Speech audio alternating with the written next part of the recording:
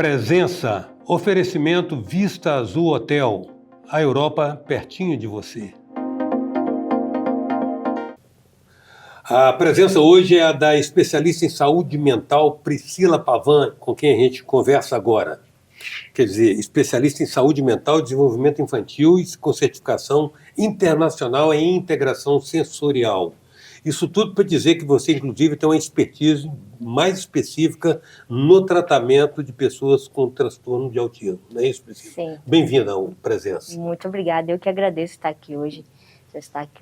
Hoje é minha área de atuação, né? Há 20 anos desenvolvendo um trabalho dentro da saúde mental. E hoje minha área de atuação são crianças com transtorno do espectro do autismo, TEA. Sou terapeuta ocupacional há 20 anos, formada aqui na FAESA. E desenvolvo o trabalho, né, de integração sensorial com essas crianças para melhorar a qualidade de vida e proporcionar um melhor cotidiano, né, para essas crianças e para essas famílias. Priscila, a gente sabe que tem certas patologias ou distúrbios que aparecem numa escala que é bem diferente da anterior, mas ao mesmo tempo, quando a gente compara o aumento vegetativo da população, também parece que é proporcional. O que houve? O diagnóstico está sendo mais preciso, os diagnósticos estão sendo mais precoces, ou simplesmente porque há um aumento da população, certamente há um aumento do percentual de autistas na população. O que acontece? Hoje nós estamos vendo, né, os melhores critérios diagnósticos, né, que têm aumentado. Muitas pessoas que ainda não diagnosticadas, né, com autismo mais velhas, hoje conseguem, né, os atrasos hoje que as crianças começam a apresentar de fala, algumas estereotipias que as crianças costumam apresentar, já chamam mais a atenção dos familiares. Então eles buscam mais... As pessoas já estão mais ligadas. Estão mais antenadas. Então as mídias também estão ajudando muito, né? Uhum. Então muita divulgação, muitos profissionais, né, que estudam sobre isso, profissionais, né, de fora fazendo muitos estudos, que estão hoje possibilitando mais conteúdo na mídia para essas famílias estarem vendo seus filhos com outros olhares. E aí você busca, né, correr atrás desse diagnóstico para essa criança. Ou seja, é muito legal também ter essa disponibilidade de informação que permite às famílias se conscientizarem mais, né, estarem mais atentas aos sinais e sintomas, né? Sim, muito melhor.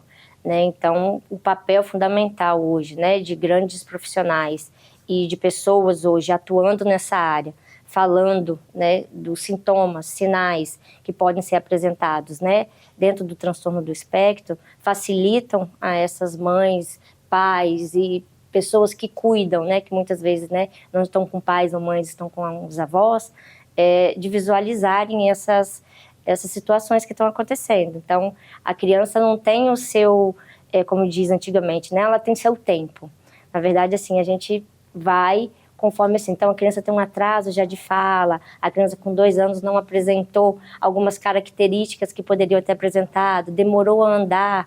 Então, todas essas questões, os pais hoje já se preocupam e procuram um médico. Sinal amarelo. É um sinalzinho, né? Atraso da fala hoje, a hora de andar. A criança que se incomoda muito com alguns sons, com ruídos, crianças que costumam não ficar muito quietas, costumam ficar muito agitadas no dia a dia, no decorrer do dia em casa. As mães ficam um pouco mais preocupadas, né? Antigamente as crianças ficavam, apesar das telas existirem, né? As crianças gostarem muito de telas, as crianças hoje também buscam muito essas questões, né? Por ter um impacto sensorial, as crianças acabam ficando muito em movimento, uma agitação psicomotora maior. Então, as mães e os pais começam a ver isso e buscar, né, primeiro pelo pediatra, que encaminha, que tem um olhar, e encaminha para um neurologista para ter esse diagnóstico, né, que acaba, né, facilitando e auxiliando esses pais. E quanto mais você tendo informações, melhor você ter esse diagnóstico precoce, que é o que a gente, né, procura hoje, o que a gente tem sede, que essa criança chegue quanto mais nova para que a gente possa fazer um trabalho melhor, multidisciplinar, para que a gente veja esses resultados, né, que a criança possa enfrentar esse cotidiano dela de uma forma mais fácil, mais simples, que ela consiga ter essa questão social, melhor do brincar com o outro, de enfrentar, né, a escola. Então, quanto mais cedo chegar para a gente é melhor. Então, essas informações têm sido muito válidas para a gente. Priscila, parece que é um novo olhar sobre o autismo com o avanço da ciência neurológica também, né? Inclusive com as terminologias, os nomes que se adota agora. A gente falava muito de síndrome de Asperger. Só aprendi por você que, na verdade, não se usa mais essa nomenclatura, mas tem uma classificação básica em 3 níveis, né, do autismo. Sim, sim. Digamos, do mais leve, mais fora do foco. Do foco para ao mais severo. Ao mais severo, né? Isso. E são 3 níveis mesmo. São os 3 níveis de suporte, né? Nível de suporte. O leve, moderado e o grave. Né? Então, nós temos esses 3 níveis, apesar de terem os subtipos, né? Mas a gente classifica as crianças com ou não com deficiência intelectual, crianças que falam e crianças que podem ou não falar. Né? Então, o nível leve são crianças sem deficiência intelectual e que utilizam da fala. A de nível médio hoje é com deficiência intelectual e que também utiliza a fala. E a de nível 3 de suporte são crianças que têm a deficiência intelectual e a dificuldade, né, na fala. Ela não tem a fala. Mas com os tratamentos a gente dá esse... Essa pergunta é inevitável. Se essa intervenção permite mitigar esse efeito do caráter severo do diagnóstico. Sim. Quando muitas vezes, né, quando ocorre que a criança não vai ter essa fala, nós temos uma equipe multidisciplinar que avalia essa criança, na maioria das vezes, né, o fonoaudiólogo, que vai implementar ferramentas, né, que hoje a gente chama a gente utiliza através dos iPads ou através dos PECs, que são instrumentos de comunicação alternativa aumentativa, que chamam, e ali a gente utiliza as frases iniciais da criança quando ela não fala, bom dia, oi, boa tarde, os meios, né, que ela convive, se ela precisa ir ao banheiro, se ela precisa se alimentar. Então, a gente cria dentro dessa plataforma, né, desse meio de comunicação alternativa aumentativa, que ela consiga se comunicar. Então, há um trabalho multidisciplinar para isso, do âmbito fonoaudiológico, mas também terapêutico, ocupacional, de fisioterapia, da psicologia, porque a gente precisa reduzir comportamentos. Muitas vezes, se a criança tem um grau severo, ela pode apresentar algumas questões de movimentos estereotipados ou crises, né, questões comportamentais, e a gente precisa organizar essa criança para que ela utilize esse equipamento. Então, esse equipamento de comunicação é o que vai nos ajudar. Então, a criança pode se comunicar sim, porque a comunicação hoje ela não se dá só pela fala. Hoje é gestual, né? A gente sabe que hoje um sorriso ele já diz muita coisa.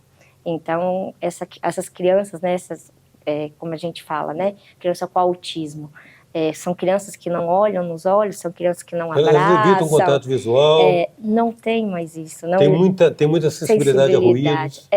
Muitas crianças sim, mas muitas crianças vão ser muito sensíveis, vão te abraçar, vão gostar do toque, não vão ter questões sensoriais, mas a gente faz isso através de uma avaliação. Então, o médico, né, ele diagnostica e encaminha, faz esse encaminhamento. E dentro desse encaminhamento, cada área faz sua avaliação padronizada, né? Eu, como terapeuta ocupacional com a certificação internacional em integração sensorial, faço uma avaliação padronizada nessa área e verifico se a criança tem essas dificuldades sensoriais. Ela tendo dificuldades sensoriais e na autonomia do cotidiano, uma criança, né, que precisa hoje utilizar o banheiro, se alimentar, tomar banho, se vestir, ir para a escola, ela vai precisar do terapeuta ocupacional. Então, essas ocupações que a gente vai estar organizando e orientando a ela nesse aprendizado.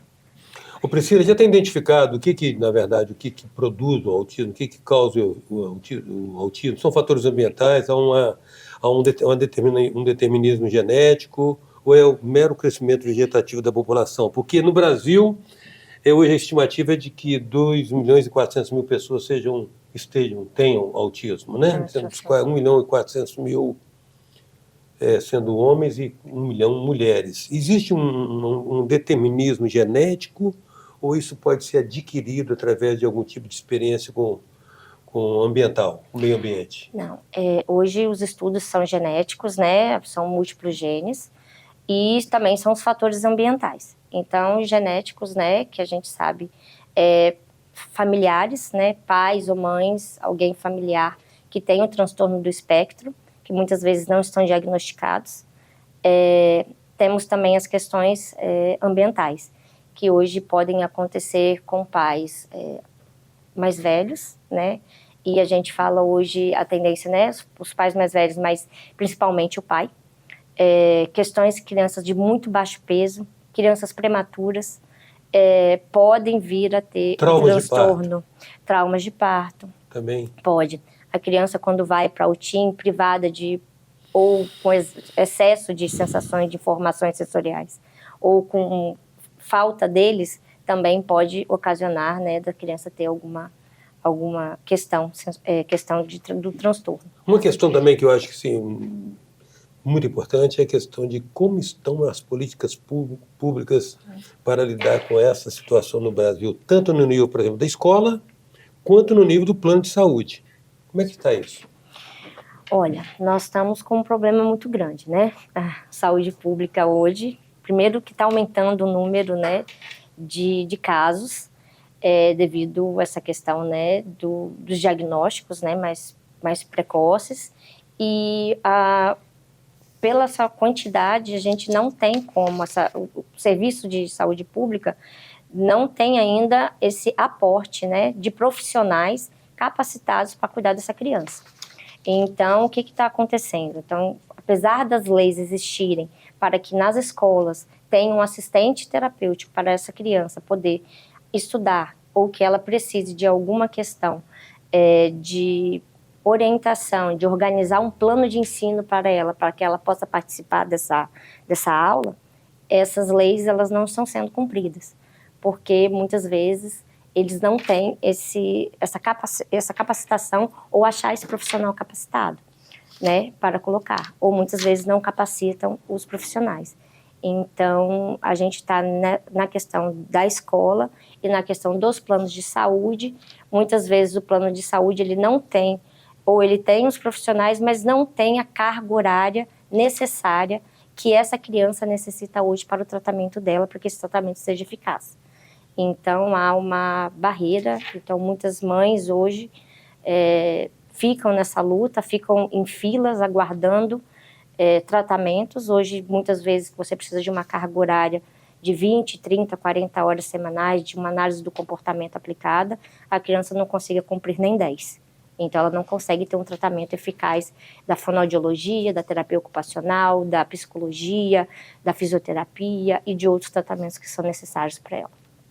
Priscila, certamente essa conversa deverá se desdobrar em novas abordagens que ajudem principalmente as mães, assim denominadas mães atípicas, né? Sim, por serem as mães de atípicas. pessoas portadoras de autismo, a termos novas conversas e joguem mais luz sobre esse assunto, principalmente para aquelas famílias que experimentam essa situação. Quero agradecer muito a sua presença. Eu que agradeço, foi maravilhoso estar com você e poder estar falando um pouco desse universo e de pessoas que estão aí, né, lutando pela sua qualidade de vida e por estar no meio social, né, que todos nós devemos e temos direito disso. Isso aí.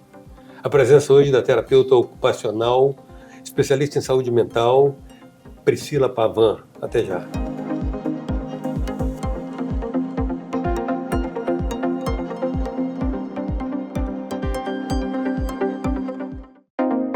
Presença, oferecimento Vista Azul Hotel, a Europa pertinho de você.